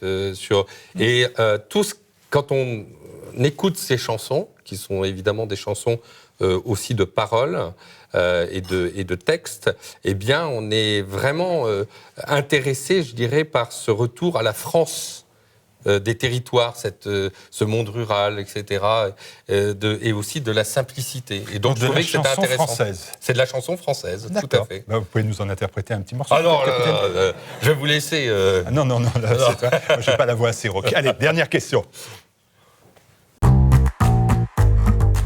Que dira de vous la postérité ?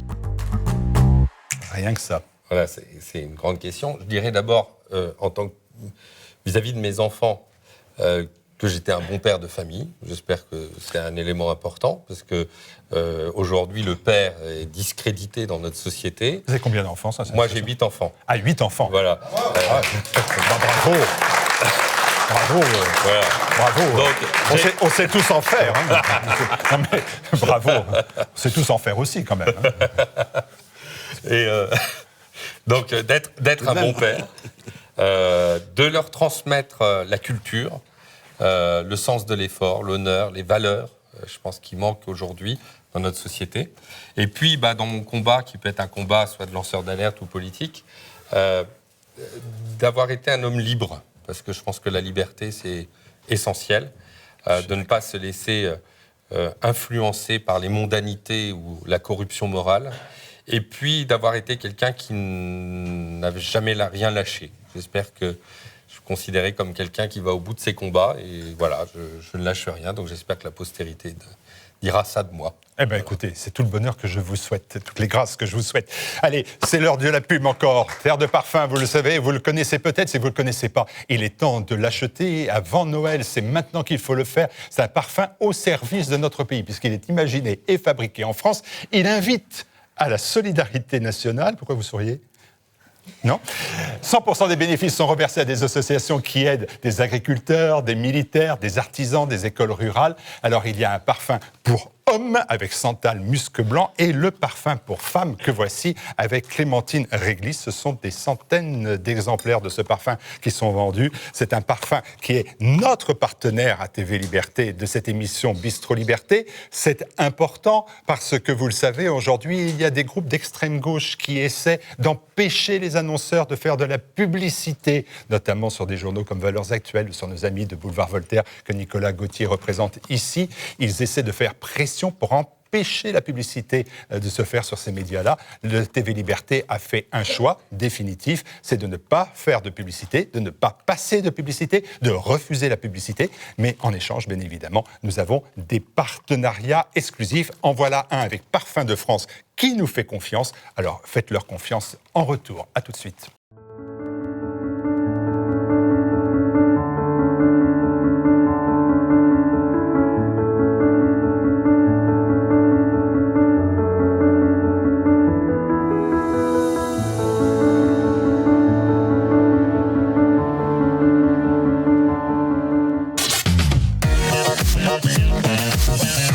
Municipal 2020. L'union des droites est-elle à l'heure ? À Béziers, Robert Ménard incarne le rassemblement large à droite. Fort de son expérience locale, il lance l'initiative de fédérer des maires non alignés sur l'ensemble du territoire. L'union des droites trouve-t-elle une réalité sur le terrain local et municipal ou reste-t-elle un leurre et un échec à peine caché par quelques exceptions ? Voilà. Alors, Fabien Bouglet, j'avais été chercher le sujet sur l'écologie grâce au magazine Éléments. Je suis allé chercher ce sujet-là grâce au magazine L'Incorrect, qui donne un grand entretien avec Robert Ménard, qui dit en substance il faut rassembler largement à droite sans faire d'idéologie, et publie un manifeste « Mon village, ma ville, ma France ». Mon village, ma ville, ma France, moi, c'est déjà un manifeste auquel j'adhère par ces 3 termes-là. Alors, où est-ce qu'on en est ? Parce que, allez, ça fait maintenant 30 ans que vous nous le ramenez, votre union des droites, c'est un leurre. C'est pas du tout un leurre. Vous qui êtes conseiller municipal à Versailles. Et puis au cœur de l'actualité, parce Dans les que civils. Voilà, peu de personnes le savent, mais il vient de se passer un choc politique considérable à Versailles. Enfin. Oui. Oh là là. Enfin, ça bouge à Versailles, attention.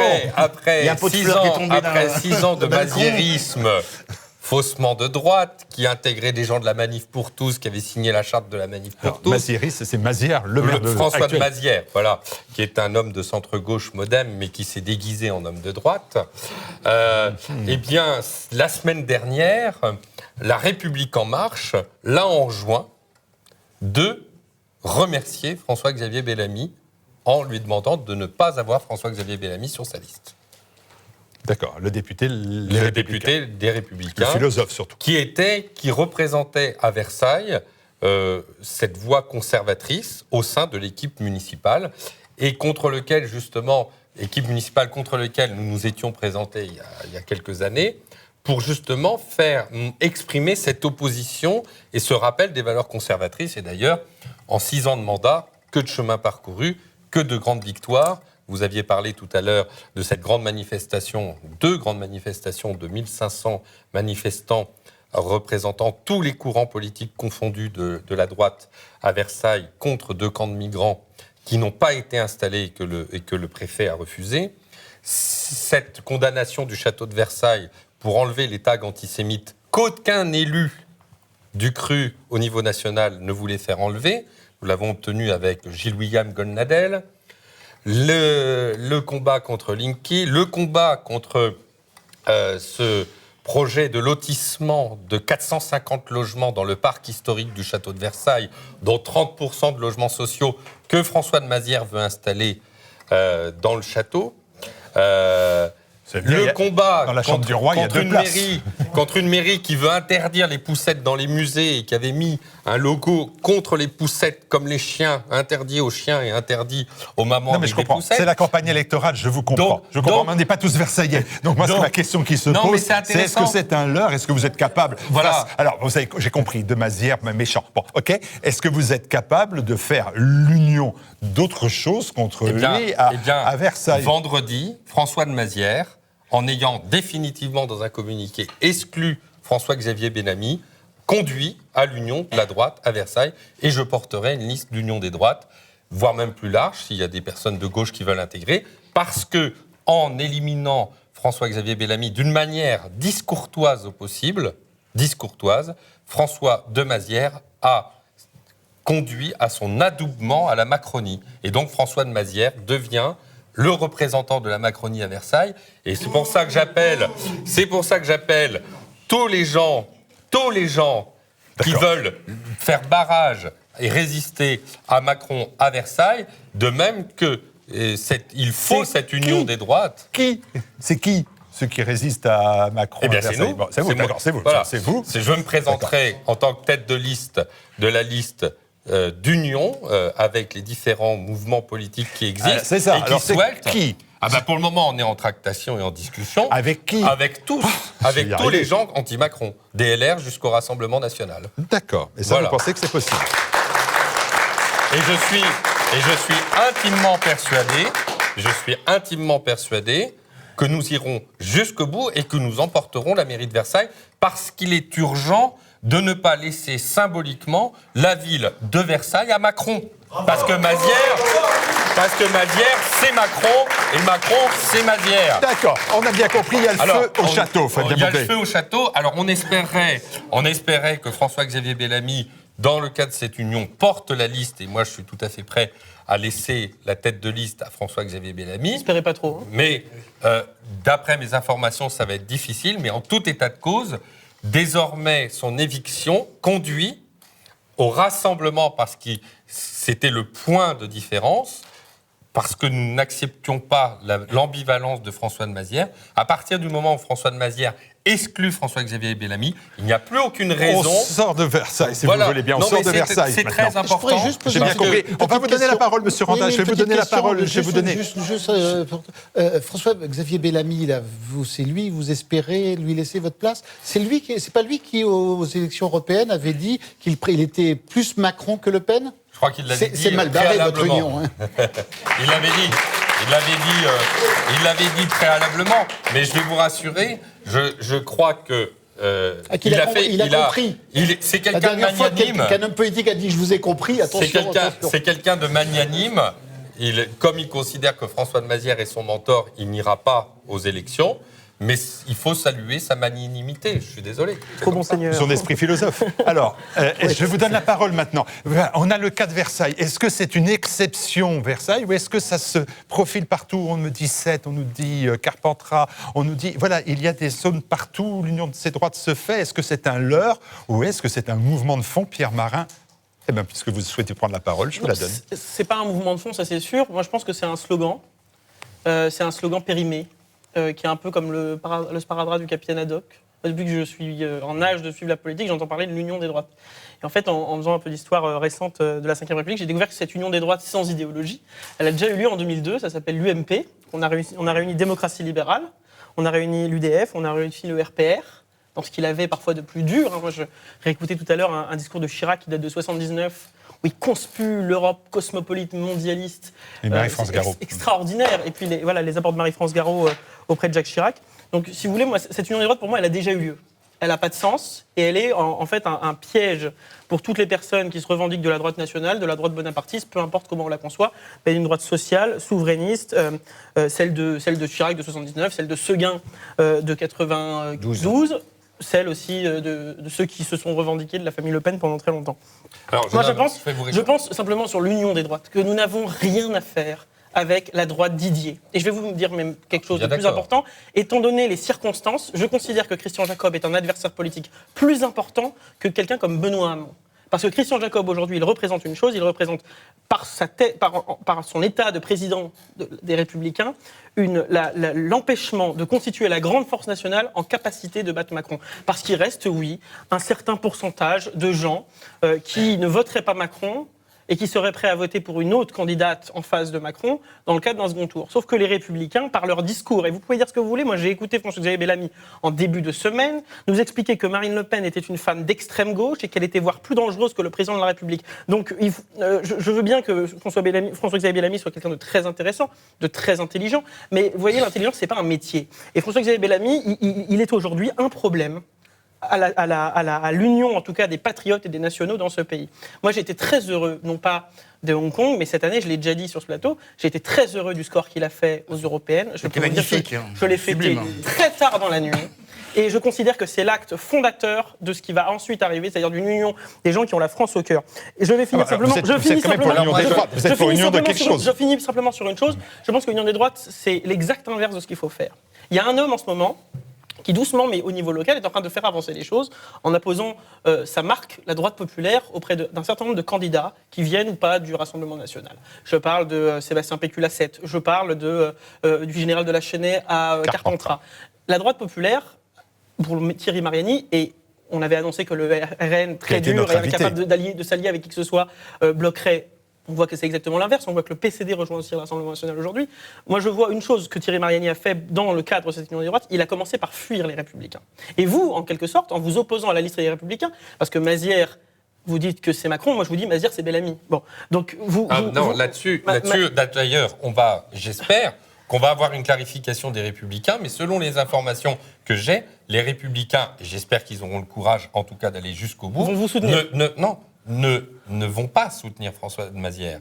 Donc, et là-dessus, je voudrais quand même vous répondre sur un point important. Parce que vous êtes d'une génération où vous n'avez pas vécu les troubles que nous avons vécus depuis 30 années. J'ai envie d'autre. François Mitterrand, non mais vous ne les avez pas connus, c'est comme ça. François Mitterrand a commis un piège extraordinaire. Mais oui, mais non, pas le Front National. Il a fait l'union de la gauche, le Parti communiste. Il a laissé le Front National, qui avait demandé à avoir un accès aux médias, il a laissé les médias. Il ne savait peut-être probablement pas que ça allait avoir ce score-là. Mais il a réussi une chose incroyable, qui était de permettre une union des gauches avec les socialo-communistes les pires, en empêchant toute possibilité d'alliance. Et vous avez oublié ce grand événement des élections régionales où on stigmatisait Charles Millon, élu grâce aux voix du Front National.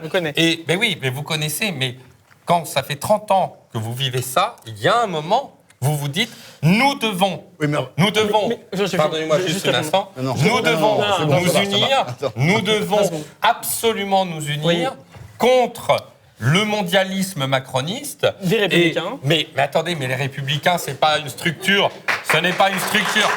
Arrêtez, mais je ne suis pas républicain. Non, pas vous. Non, c'était Thierry Mariani. C'était Thierry Mariani. Et ben il a fui, vous voyez. Ah, il a fui, oui, d'accord. D'accord, mais les gens changent. Mariani, il était contre Bompard. C'est bon aussi, quand même. Vous ne pouvez pas dire que Thierry Mariani, qui vient des Républicains, donc il y a un moment, il faut être cohérent. Il y a des gestes. Non, mais il faut les laisser sortir, il faut les laisser s'enfuir. Il y a un moment, nous créons l'unité par l'humain. Par le fait de monter une liste. Nous, on monte une liste, on est en train de préparer, on a des tractations, on a des réunions avec des personnes, et il y a des personnes très très bien aux Républicains, il y a des personnes très très bien au Rassemblement national, il y a des personnes très très bien au PCD, il y a des personnes très bien à Versailles Famille Avenir pour ce qui concerne Versailles. Il faut arrêter de mettre les étiquettes dans les gens. Juste un mot pour finir. Simplement, l'union des droites, ça n'a pas de sens parce qu'aujourd'hui, l'adversaire, c'est pas la gauche, en ce que la gauche était du socialo-communiste et en tout ce que les républicains étaient face aux royalistes. Ça existe encore, mais à l'époque, c'était encore plus marqué.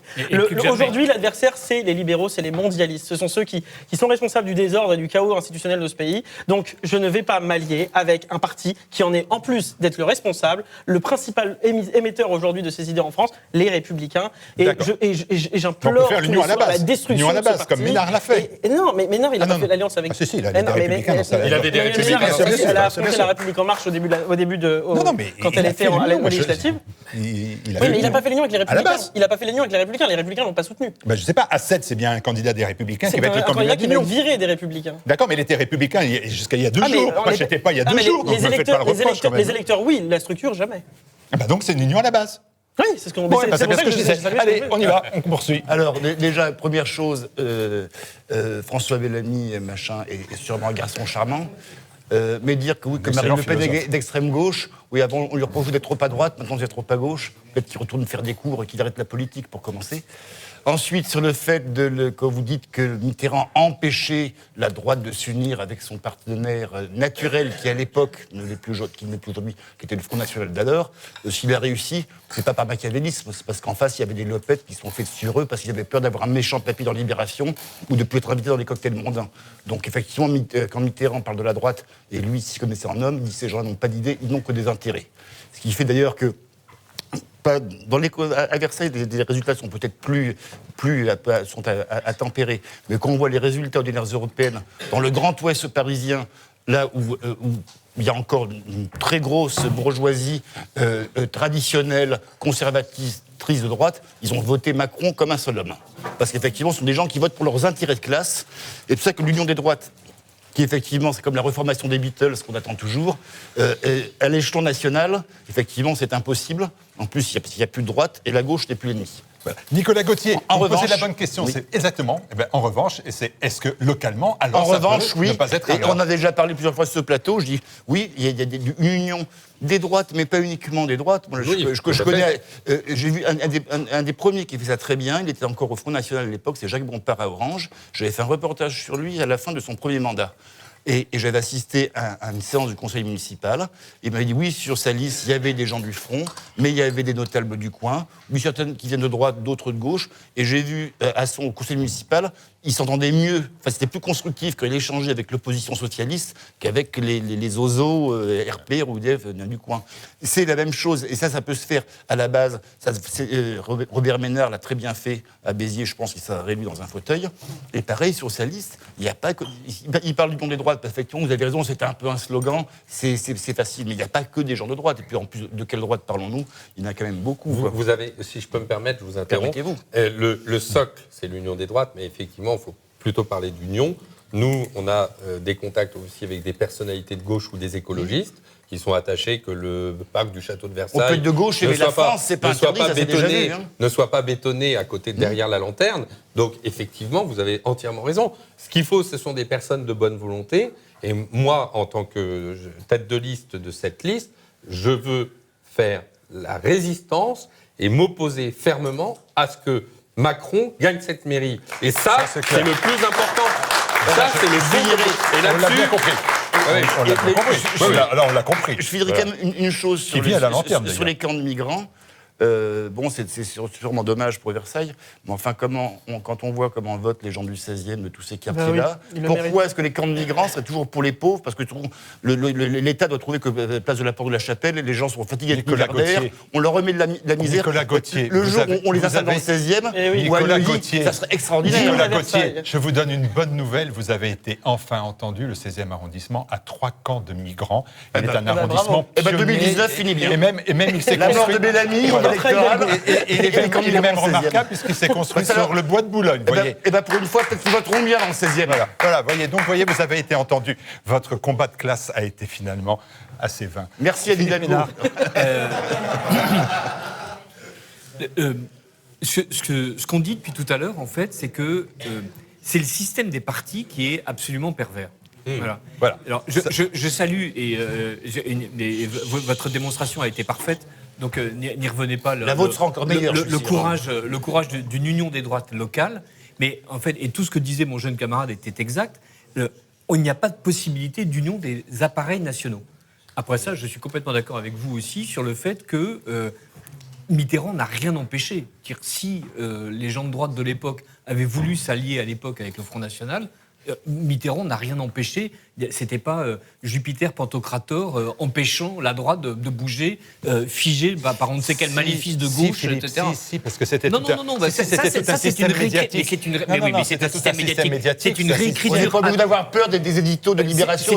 C'est une réécriture a posteriori. En fait, on dit il a très habilement joué. Ça, c'est en fait brusquement. On se rend compte que la droite était sans couilles, enfin la prétendue droite était sans couilles, on dit ah oui mais ça c'est à cause du Machiavel en chef. Mais non, la droite n'avait pas de couilles, point. Dire mais voilà c'est et donc autrement dit à chaque fois il faut jamais proclamer un mot d'ordre national partisan parce que ça c'est la chose qui est irrémédiablement dissolvatrice de toute union possible parce que le système partisan par principe oppose les Français les uns avec les autres, y compris les Français de droite contre les autres Français de droite.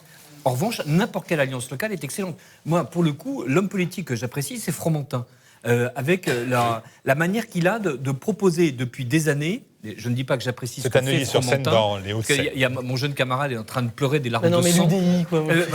À cause de sa charte des non-inscrits. Voilà quelque chose d'intelligent, où on peut effectivement réunir au moment des élections municipales quelque chose d'intelligent. Mais tout ce qu'on dit ne marche que pour les élections municipales. Cette union des droites ne fonctionne qu'à un niveau local. autrement dit, fonctionne au niveau où la démocratie fonctionne. Dès qu'on passe à des niveaux supérieurs, on retrouve dans des logiques partisanes, alors que la seule manière d'en sortir, ce serait de laisser la démocratie là où elle est, au niveau des communes, et après d'avoir un roi pour le reste. Parce que moi aussi, j'ai ma soupe à vendre, donc du coup, Alors, je voudrais rebondir sur cette notion. On n'a plus qu'une minute, mais je vous écoute. Voilà.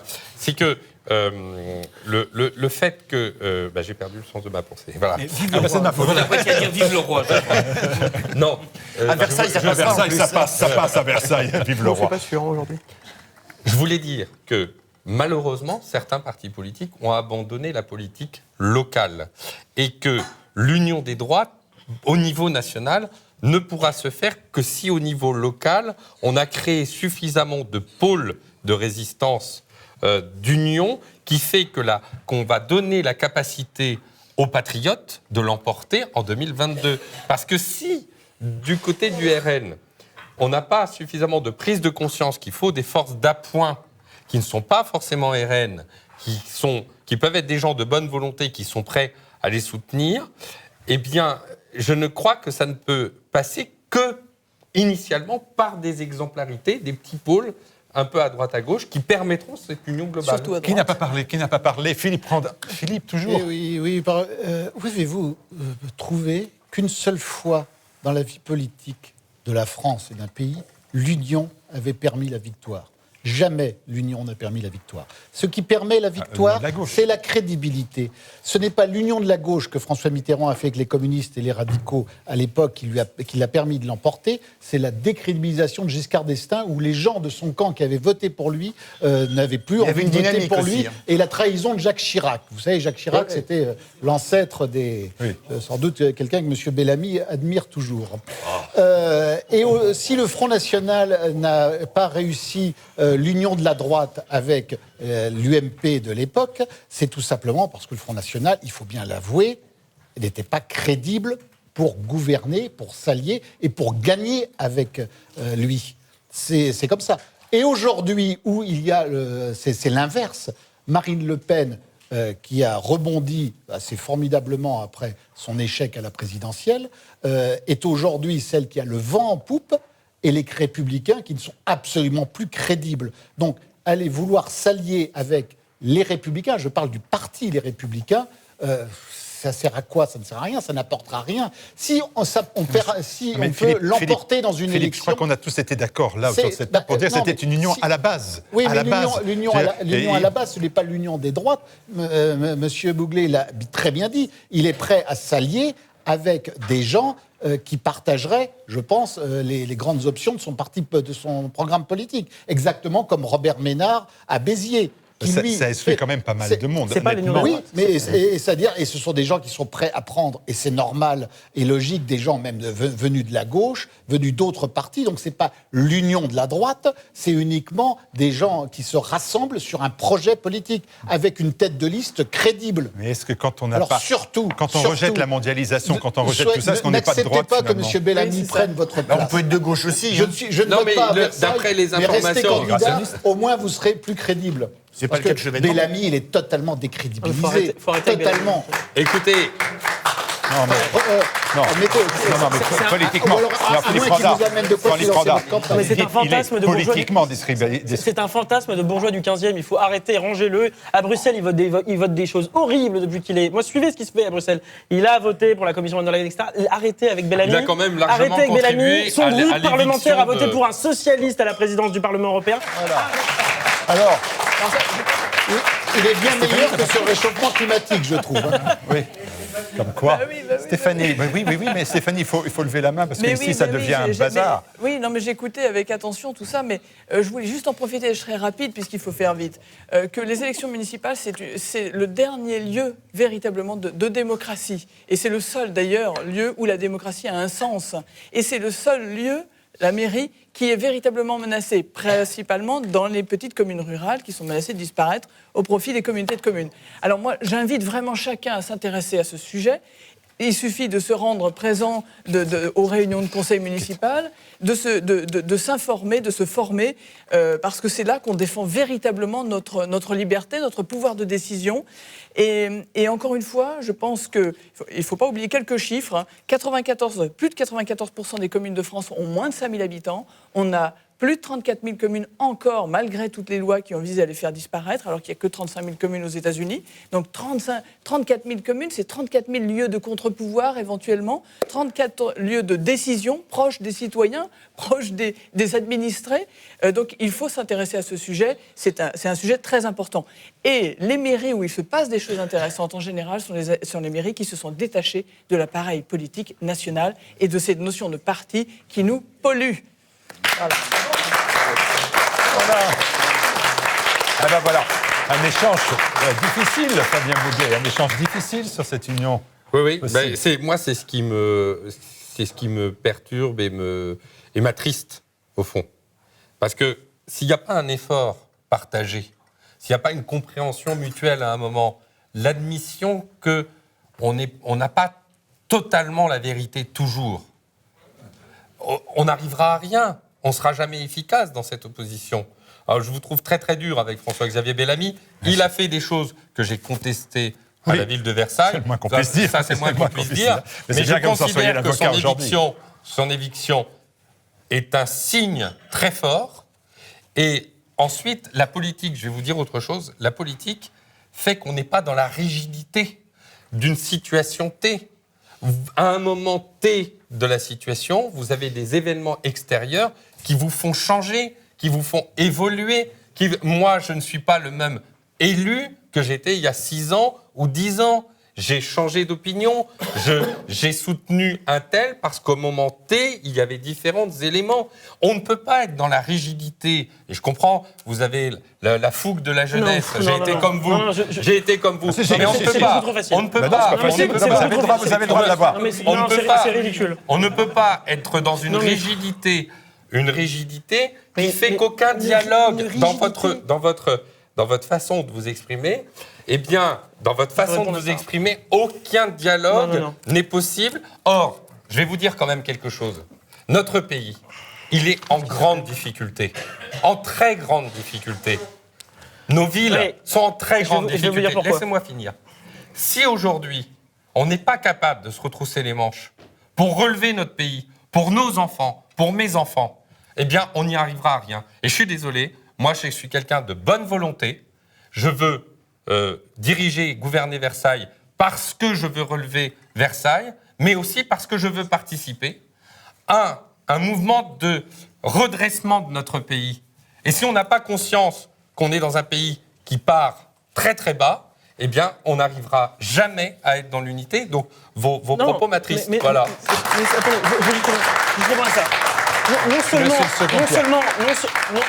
Non seulement je vous souhaite de gagner et de diriger Versailles, ce que je vous dis simplement, c'est que vous vous trompez d'allié. Et vous pouvez avoir de l'affection pour François-Xavier Bellamy. Moi, je peux vous parler de choses, pas du passé ou pas de la fougue de la jeunesse. Je peux vous parler de Margaret Vestager, la commissaire à la concurrence pour laquelle M. Bellamy a voté, qui est une malade du libre-échange et dont on vient de passer 1h30 à le condamner. Je peux vous parler de M. Skinas, le commissaire à l'immigration, qui est un socialiste grec qui veut qu'on impose des quotas de migrants partout en Europe. Je peux vous parler de Mme van der Leyen qui veut qu'on démantèle l'armée française et qu'on en fasse une armée européenne. Donc vous pouvez me parler de la fougue de la jeunesse, moi je vous parle de réalité. Et de la même manière que je vous souhaite de gagner Versailles...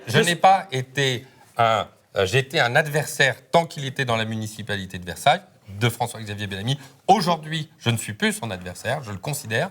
Et je considère que pendant l'élection européenne, il a eu des mots forts. Il a su avoir le courage sur certains thèmes, notamment sur la PMA récemment, en parlant que notre pays serait maudit. Et ses propos sont forts, ils sont entendus, et il faut aussi que vous les preniez en compte. Les hommes peuvent changer, les hommes peuvent changer. Que les droites s'unissent. Les hommes peuvent changer. Prenez-le en avant-dernier de votre liste. Les hommes peuvent changer, c'est l'idée de TV Liberté qui est de rassembler tous ceux qui défendent l'esprit français et d'y arriver. Pour que les droites s'unissent, il faut qu'elles s'aiment. All you need is love. Voilà, ça c'était quoi. Là, il y a tout dans le dessin. Il y a tout, là. Ah, c'est bon. Un jour, je finirai à la 17e chambre correctionnelle, ça sera l'union des pestiférés. Allez, pour unir les nationaux, il faut suivre une ligne bien droite, dit Jeanne d'Arc, sainte et héroïne de la patrie. Jeanne, au secours. Jeanne au secours. Allez, pour fédérer la droite, il faudrait un saint. Et là, on a trouvé Saint-Émilion. Ça, alors là, voilà. On a notre union. C'est pas difficile de faire l'union ici autour d'une bouteille. Avec du Saint-Nectaire L'union aussi. des droites, Bistro Liberté, donne l'exemple TVL.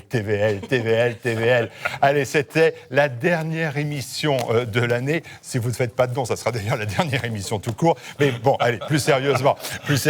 C'est la dernière émission de l'année. On va se retrouver en janvier prochain. Ça fait 6 années que nous nous retrouvons. J'en suis toujours ravi de ce moment qu'on partage, c'est vrai, entre amusement et sérieux, où chacun a la liberté, je crois quand même, de dire ce qu'il le souhaite.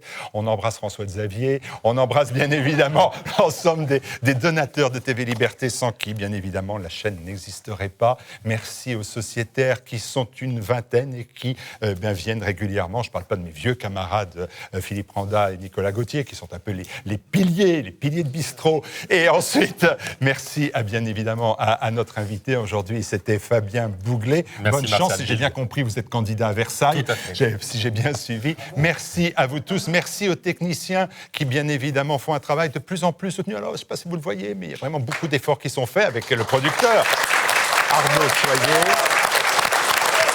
notre réalisateur aujourd'hui. Nous avons 3 réalisateurs qui se succèdent maintenant pour faire Bistro Liberté. Oui, nous progressons, oui, nous avançons.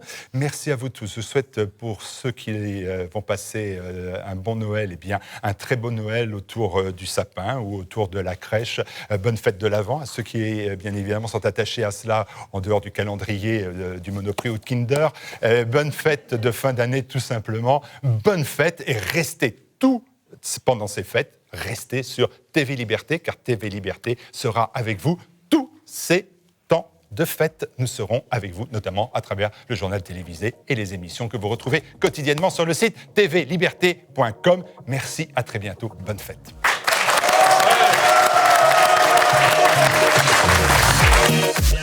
Yeah.